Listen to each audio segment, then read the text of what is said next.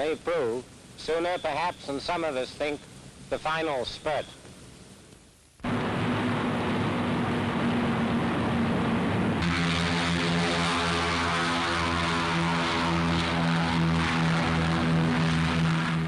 The recent attack on objectives in northwest Germany, with Wilhelmshaven as the principal target, set a record for the number of heavy American bombers sent out from Britain in daylight.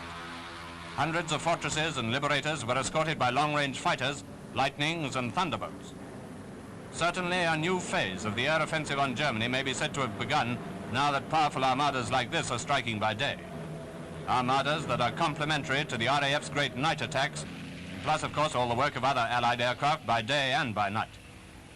Yes, times have certainly changed, and Germany's prospects are increasingly darkened by the wings of the heavies and their escorts. Wilhelmshaven, the main target, is a #1 target, for it's a major naval base and a great shipbuilding center. Apart from this, a blow at the port is a blow at the U-boat campaign. And on this occasion, the blow struck was a very heavy one. Many fires were started there and at Munster, big damage was done, and it was yet another real shock to Germany's power to make war. Opposition was naturally strong, flak was plentiful, and the enemy sent up a swarm of fighters. A big battle developed, and here again the Americans scored a resounding success. Pictures of the destruction of enemy fighters, taken by American fighter pilots' camera guns, tell their own story. Dozens of MEs and FWs asked for trouble and got it.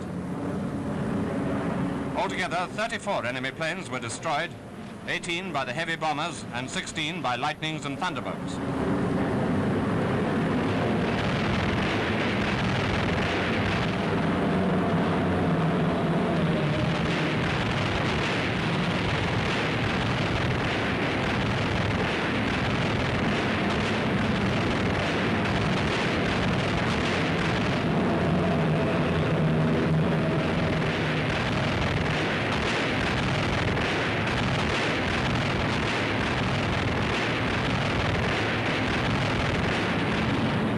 But 5 of the American bombers returned.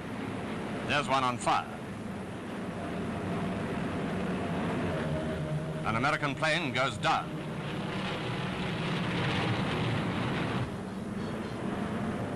And he's in trouble with only half a tail left, but he got home all the same.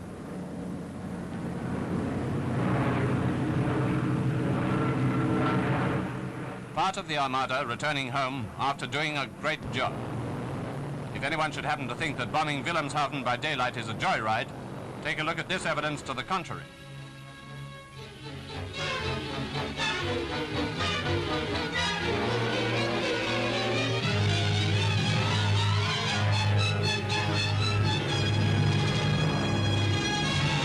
Now escorting Thunderbolts come into land.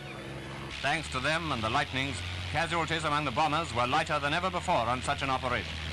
But there were losses among the fighters, and not all the landings were what you'd call happy.